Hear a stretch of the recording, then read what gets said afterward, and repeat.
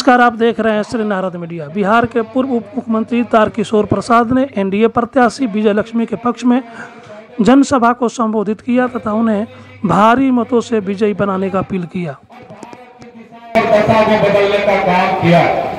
विगत मात्र 10 वर्षों में पूरे वैश्विक स्तर पर भारत हिंदुस्तान ने जो ऊंचाई पाई है और एक सशक्त भारत और समर्थ भारत के रूप में भारत जाना जाने लगा है।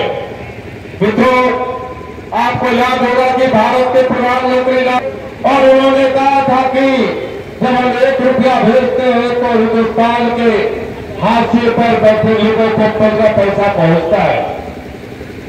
यह एक ऐसे प्रधानमंत्री का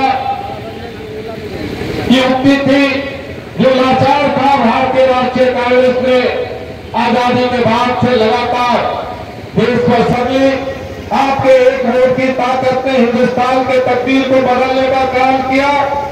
आज विभिन्न जो योजनाएं हमारे प्रधानमंत्री जी ने लागू की आप तक वो पहुंच रही है। अगर 1 रुपया भेजते हो तो 1 रुपया आपके खाते में पहुंच रही है।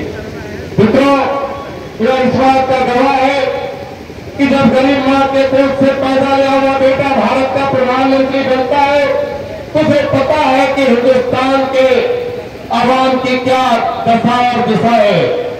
और इसी यही कारण है कि यशस्वी प्रधानमंत्री जी ने हिंदुस्तान के लोगों को, कभी आप कोई गरीब सोच सकता था क्या कि जिला अपना बेहतर इलाज करा सकते हैं, लेकिन माननीय प्रधानमंत्री जी ने 5 लाख रुपए तक की सुविधाएं देकर और हिंदुस्तान के 70 बड़े अस्पतालों में इलाज करने की सुविधा देकर हिंदुस्तान के लोगों को एक स्वस्थ भारत और स्वस्थ नागरिक बनाने का काम किया है।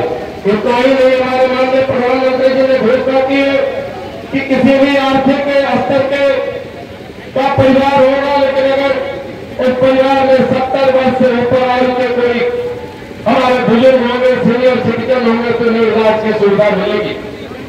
मित्रों, आपने देखा होगा कि हिंदुस्तान कितना विकसित राष्ट्रों का पिछड़ू बन चुका था। नरेंद्र मोदी जैसे प्रधानमंत्री विकसित राष्ट्रों के राष्ट्र अध्यक्षों के पीछे पीछे घुमा करते थे, लेकिन देश की परिस्थितियां बदली, देश में आत्मविश्वास बढ़ा नरेंद्र मोदी जी के कारण।